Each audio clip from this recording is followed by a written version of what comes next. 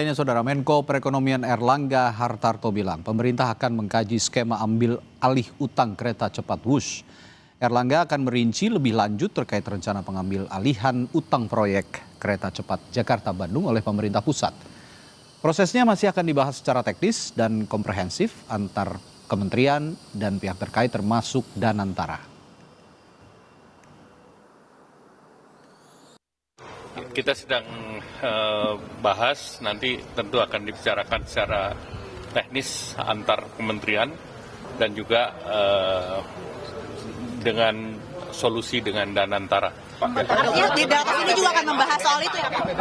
Berarti bisa dikatakan pakai APBN ya Pak untuk ini ya? Ya kalau korporasi kan banyak cara. Sementara itu Wakil Presiden ke-10 dan ke-12 RI Yusuf Kala menyebut proyek kereta cepat Wush adalah hal positif bagi pembangunan infrastruktur. Meski demikian perlu diperhatikan besaran biaya yang digelontorkan untuk kereta cepat Wush. JK pun tak mempermasalahkan utang kereta cepat selama bisa dibayar.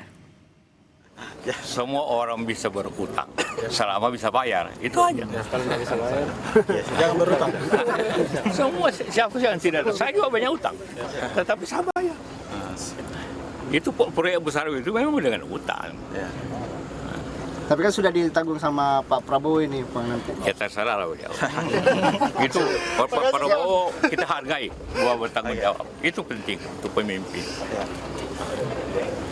Semua itu, cuma orang harus begitu, benar nggak biayanya sebesar itu saja masalahnya. Kereta cepat itu bagus, cuma harganya kenapa mahal, itu aja pertanyaannya sebenarnya.